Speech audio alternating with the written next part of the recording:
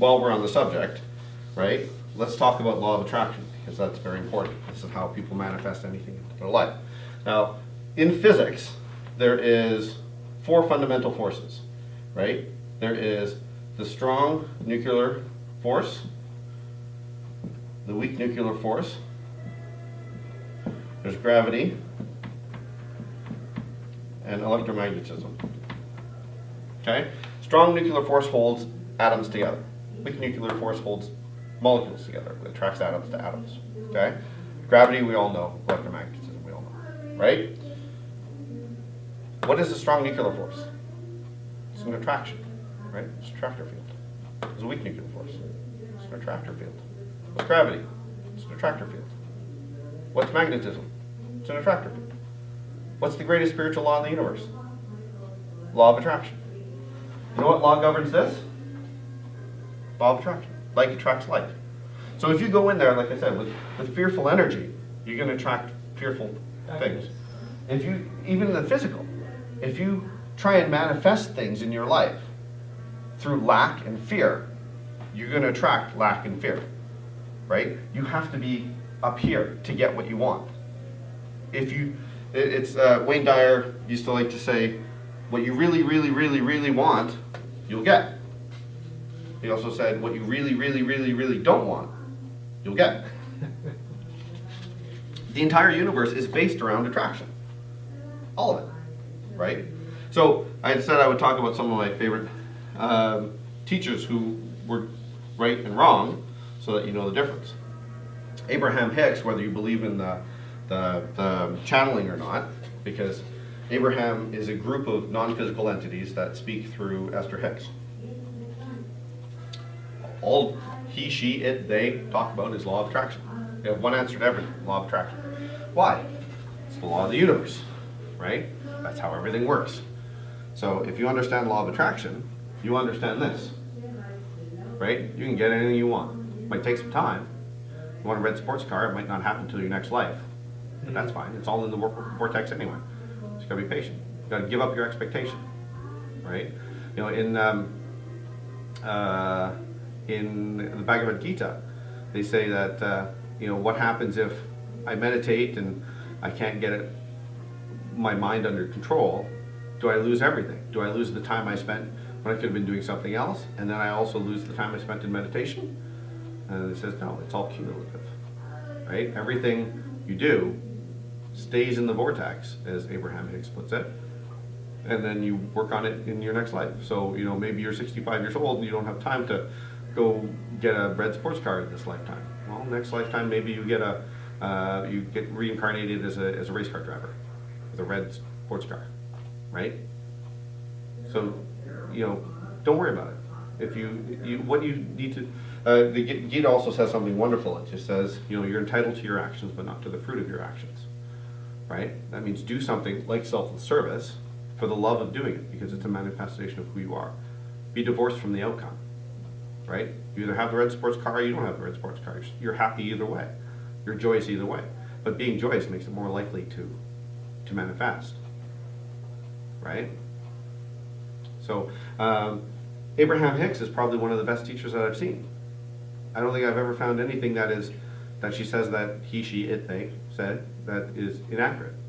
I mean, he, she, it, they says that the Who is this? Abraham Hicks. You can Google that one. Yeah, Google it. It's very good. Her videos are all over YouTube.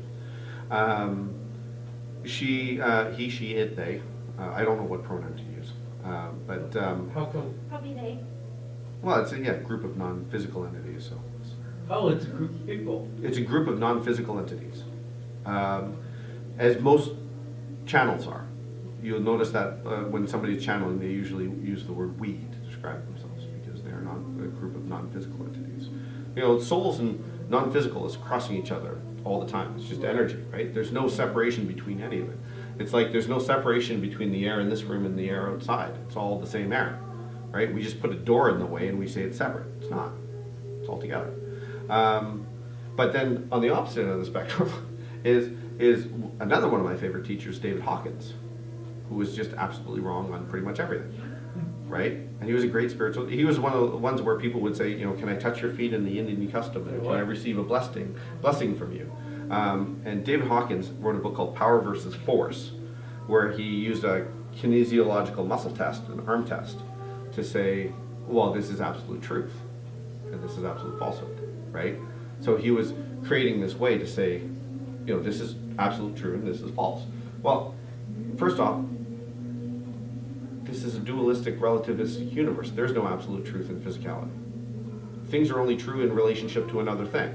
You can't say this is absolute true. The only place you get absolute is up here, right? So his entire premise is flawed. But he never stopped to think about it. Like he went and learned this muscle test and said, oh, well, this is a reaction to the field, not to the individual person. So he thought it was a way of telling spiritual truth from falsehood, right?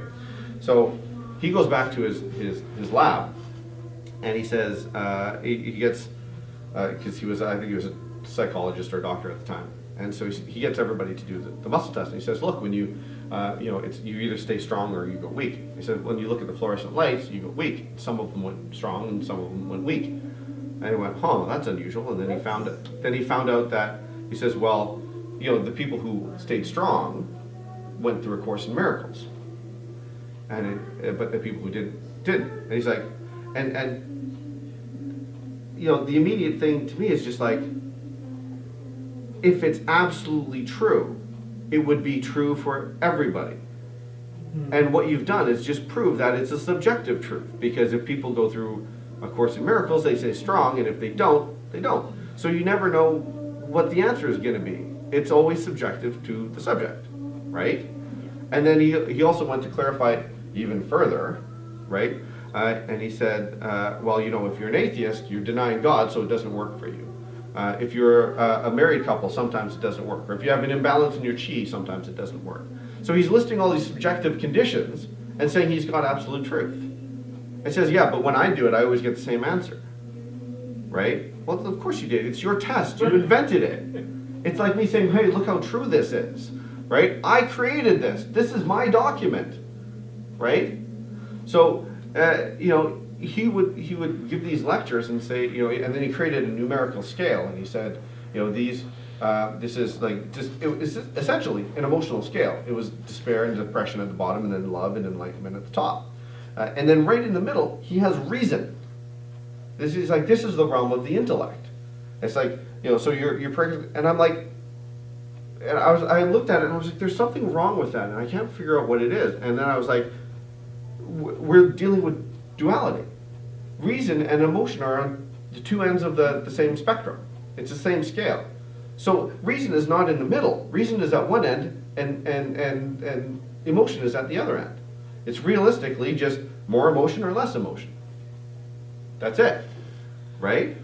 So he would find these ways of agreeing with, and it's funny because you listen to, and this guy with Midwest values, raised in the Midwest, all the things that he found were true were all the things that he already believed.